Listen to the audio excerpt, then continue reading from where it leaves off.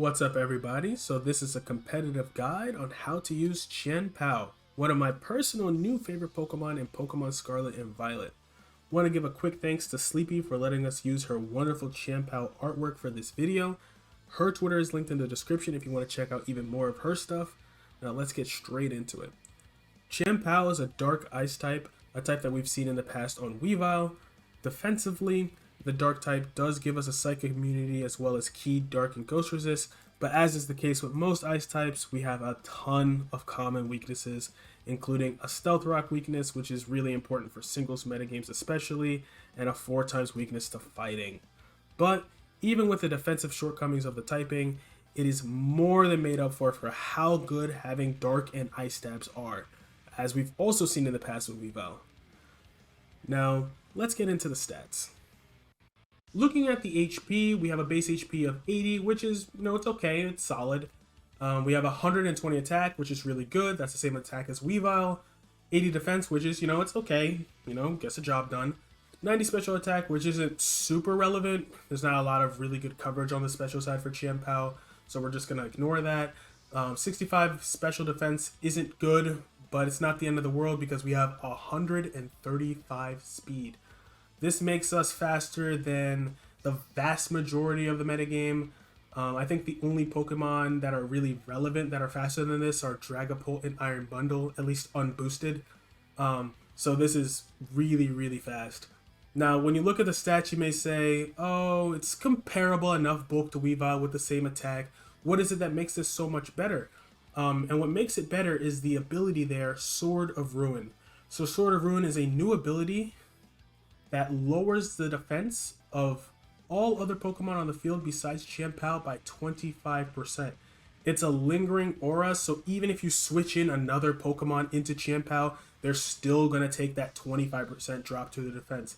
This is a massive, massive damage boost. It effectively will give you about 33% extra damage, which means if you have max attack EVs, which you're going to have on pretty much every Chien-Pao set, it gives you an effective attack stat of about 175, which is ridiculous.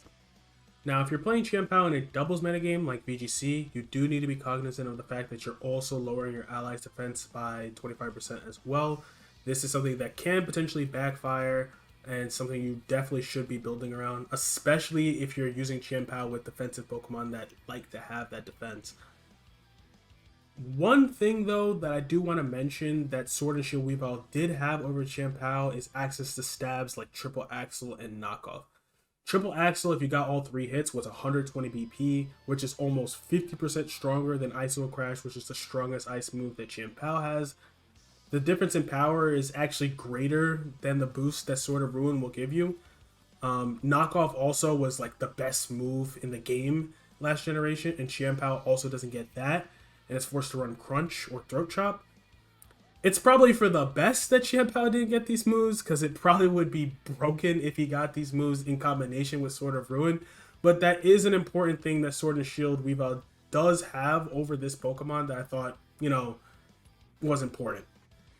Now, getting into some of the sets, here we have the Choice Banded set with Ice Crash, Crunch, Sacred Sword, Sucker Punch, or Ice Shard. So Ice Crash and Crunch are just going to be, your stabs. Sacred Sword, I like Sacred Sword because it lets you hit some stuff like King Gambit, which would otherwise wall you, let you Oko stuff like Chi-Yu. It's really good for opposing Chien-Pao because if you have Sacred Sword and they don't, then you're probably going to win the 1v1. Even some annoying Pokemon like Orthworm that otherwise can, switch into you pretty consistently, actually, you can actually break through with Sacred Sword. So I just like to have that option. And then Sucker Punch and Ice Shard. I personally like to have Sucker Punch. It's just more damage, but Ice Shard's definitely good in some situations. Like, it's good for some of the Dragon Dancers like Dragonite and Roaring Moon. Ice Shard's going to hit them harder.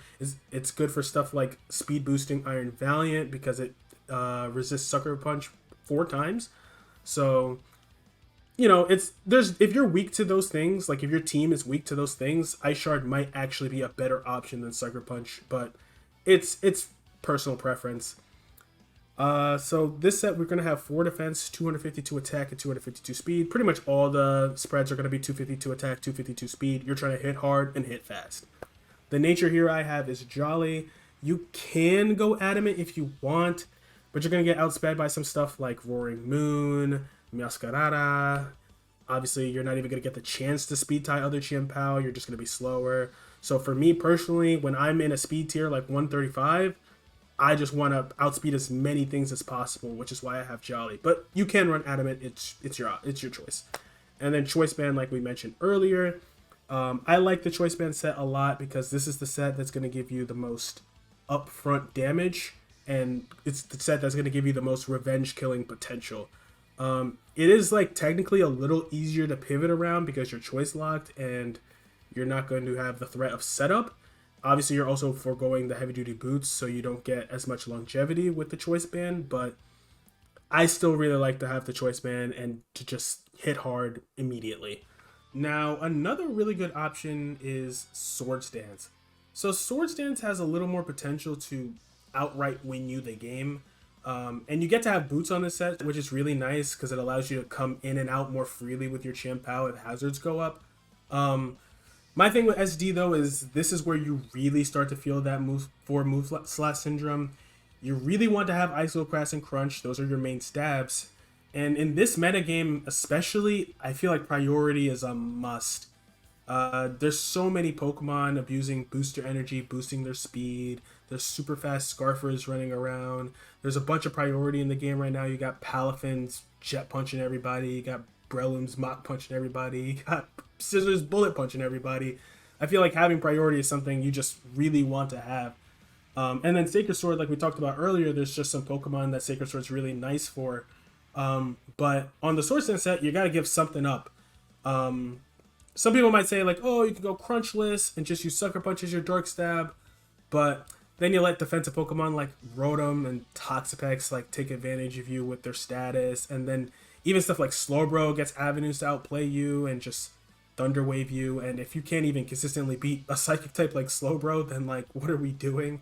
So for me, Sacred Sword is what I would give up on the Swords Dance set. Even though it's going to make some matchups a little bit tougher, I still think that's like the best thing to give up. Swords Dance is really nice because you get to take advantage of some defensive Pokemon, you know, some more passive Pokemon. But with how fast-paced the metagame is, there's not really a guarantee you'll always get an SD. But if you do get that SD off, this Pokemon is a complete monster. Like, +2 with Sword of Ruin, like, will 2 KO almost the entire metagame. It's just insanely strong. Now, some of the other move options you have for some of these sets are things like Psychic Fangs. Psychic Fangs is kind of nice for some stuff like Toxapex. It's the strongest move you have against Toxapex. It's the strongest move you have against stuff like Iron Hands and Quacklevolt. I find it kind of hard currently to find room on it, like any of these sets for it.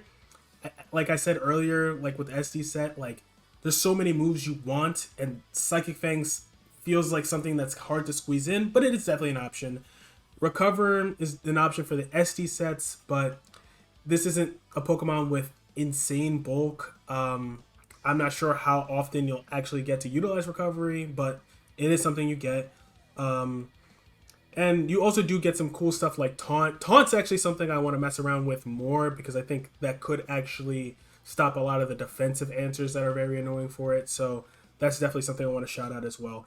Even Icy Wind in like VGC I could see being a potential option, even though I said earlier that the special attack's not very important. But being a fast Pokemon with access to that speed control is always, you know, you gotta at least pay attention to that.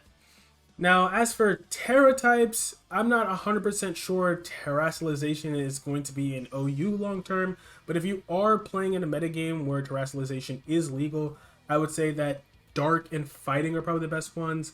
Dark is just nice to, you know, make Crunch really strong with the 2x boost you're going to get on Stab instead of 1.5 with the Terra, with the same type Terra. Fighting is a nice one because it's going to boost your Sacred Sword on the sets that you have Sacred Sword, as well as making you not weak to stuff like Mach Punch and Bullet Punch and some of the things that would be used to revenge kill you. I guess another niche option could be Water because you would still resist like Bullet Punch, just like the fighting one. Well, fighting one you don't even resist; it's neutral. But on top of that, you would also resist the Jet Punch from Palafin, which is a pretty big deal right now. Dark and Fighting are probably generally better, but that's another option out there. All in all, while I do think if Pokemon like Magearna, Tapu Fini, Buzzwole, like if those kind of Pokemon come back in home, that this Pokemon could take a slight step back. I think even in a home metagame, this Pokemon looks to be really, really good. In the current metagame, it is undoubtedly one of the top threats. With its combination of speed and power, you have to respect this in your team builder, and you have to respect this in every single game that it's in. This is definitely a Pokemon worth putting on any team, and I expect it, if it does stay in OU, to have a pretty similar impact to the metagame that Weavile did back in Sword and Shield. So this is going to conclude this guide on Chien-Pao, but make sure to stick on the channel as I'll be making guides for every new Paldean Pokemon, as well as tons of other Scarlet and Violet content. Maybe hit the like button, the subscribe button even. See y'all next time.